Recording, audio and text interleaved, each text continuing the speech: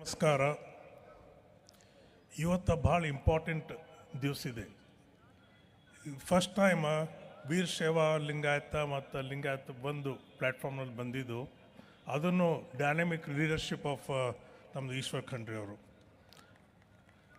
ಈಶ್ವರ, ನನಗೇನು ಒಂದು ಕನಸು ಬಂದಿತ್ತು, ಯಾವಾಗ ಇದು ಪ್ರೋಗ್ರಾಮ್ ನೀವು ಮಾಡ್ತಾಯಿದ್ರಿ, ನನ್ನ ಕನಸಿನಲ್ಲಿ ಭೀಮಣ್ಣ ಖಂಡ್ರೆ ಅವರು ಆಶೀರ್ವಾದ ಕೊಡ್ತಾಯಿದ್ರು. ನಿಮಗೆ ಭಾಳ ಖುಷಿಯಾಗಿದ್ದಾರೆ ಅವರು ಸ್ವರ್ಗಲಿಂದ ಆಶೀರ್ವಾದ ಕೊಡು. ಅವ್ರ ಜೊತೆಯಲ್ಲಿ ನನ್ನ ಫಾದರ್ನೂ ಇದ್ದರು.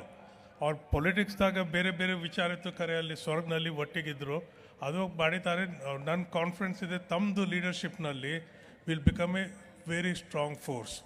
ಈಗ ನೋಡಿ, ಲಿಂಗಾಯತರು ಎಲ್ಲ ಲಿಂಗಾಯತರು ನೋಡಿದ್ರು. ಒಂದು ಲಿಂಗಾಯತ, ನಾನು ಲಿಂಗಾಯತ ಅಂತೀನಿ, ವೀರಶೈವ ಲಿಂಗಾಯತ ಇರಲಿ, ಯಾರು ಲಿಂಗಾಯತ ಇರಲಿ, ಇದು ಒಂದು ಲಿಂಗಾಯತ ಇಂಡಿಯಾದು ಪಾಪ್ಯುಲೇಷನ್ನಲ್ಲಿ 5% ಆಗ್ತಾರೆ. 5% ಅಂದ್ರೆ ವೆರಿ ಸ್ಟ್ರಾಂಗ್ ಫೋರ್ಸ್. ಮತ್ತು ಮೋಸ್ಟ್ ಇಂಪಾರ್ಟೆಂಟ್ ಅಂದರು, ಲಿಂಗಾಯತರಿಗೆ ಫಕ್ತ 2 ದಿವಸ ಗೊತ್ತು. ಅವರು ಅಗ್ರಿಕಲ್ಚರಿಸ್ಟ್ ಇದ್ದಾರೆ, ಅವ್ರ ಎಜುಕೇಷನ್ ಇದ್ದಾರೆ. ಯಾರು ನಾವು ನೋಡ್ತೀನಿ, ಯಾರು ಅಗ್ರಿಕಲ್ಚರಿಸ್ಟ್ ಇದ್ದಾನೆ, ಅವರು ಒಂದು 2 ಎಕರೆ ಇರ್ಬೋದು, 4 ಎಕರೆ ಇರ್ಬೋದು, ಅವ್ರು ವಿಶ್ ಮಾಡ್ತಾರೆ ಮಗ ಡಾಕ್ಟರ್ ಆಗಲಿ, ಇಂಜಿನಿಯರ್ ಆಗಲಿ, ವಕೀಲ ಆಗಲಿ ಅಂತ. ಅದು ವೆರಿ ಇಂಪಾರ್ಟೆಂಟ್ ಅವ್ರಿಗೆ. ಯಾಕಂದ್ರೆ ನಮಗೆ ಲಿಂಗಾಯತರಿಗೆ ಬೇರೆ ಬೇರೆ ಪ್ರೋಗ್ರಾಮ್ ಸಿಗೋದಿಲ್ಲ.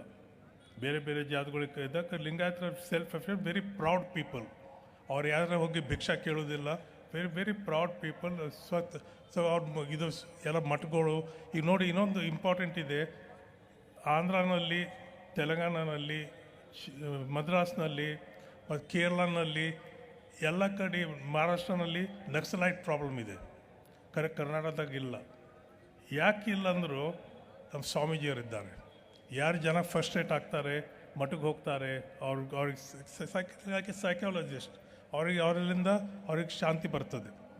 ಈಗ ನಾನು ಯಾವಾಗ ನಮ್ಗೆ ಈಶ್ವರ್ ಖಂಡ್ರೆ ಅವರು ಇದು ಪ್ರೆಸಿಡೆಂಟ್ ಆದರು, ಅವಾಗ ನನಗೊಂದು ಅವ್ರು ಫೋನ್ ಮಾಡಿ ಅಂದರು, ಅಶೋಕ್, ನನಗೊಂದು ಹಾಸ್ಟೆಲ್ ಕಟ್ಟೋದಿದೆ, ನಾನು ಇಮಿಡಿಯೇಟ್ಲಿ ವಾಂಟ್ ಟು ಸ್ಟಾರ್ಟ್ ಒಂದು ಹಾಸ್ಟೆಲ್, ನಿಮ್ದು ಏನೋ ಲ್ಯಾಂಡ್ ಕೊಡ್ಬೋದು ಅಂತಂದರು.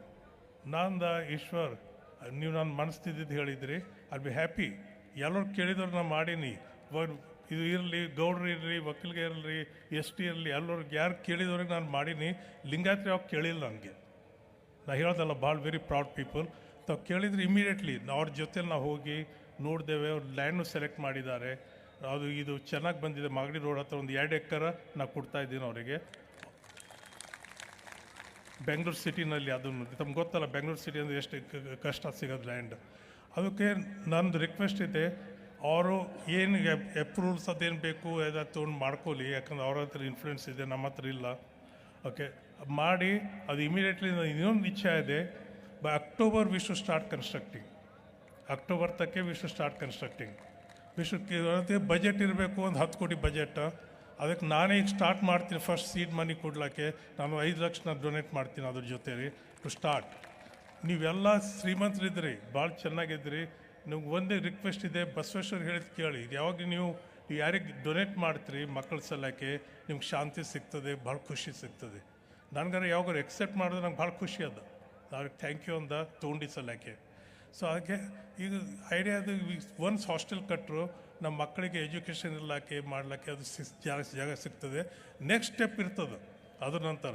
ಅದನ್ನು ಇವರು ಈಶ್ವರ್ ಖಂಡ್ರೆ ಲೀಡರ್ಶಿಪ್ನಲ್ಲಿ ಮಾಡಬೇಕು. ಎಲ್ಲ ಡಿಸ್ಟ್ರಿಕ್ಟ್ ಹೆಡ್ ಕ್ವಾರ್ಟರ್ಸಲ್ಲಿ ಒಂದು ಹಾಸ್ಟೆಲ್ ಕಟ್ಟಬೇಕು. ಯಾಕಂದ್ರೆ ಬಡವರಿಗೆ ಬೆಂಗಳೂರಿಗೆ ಬರ್ಲಿಕ್ಕಾಗಲ್ಲ. ಅದು ಕಟ್ಟಿ, ಅದು ನಂದು ಇಚ್ಛೆ ಆದ ಹಾಗೆ ಮಾಡಬೇಕು. ಅದು ಆಗ್ತದೆ, ಡೆಫಿನೆಟ್ಲಿ ಆಗ್ತದೆ. ಮತ್ತು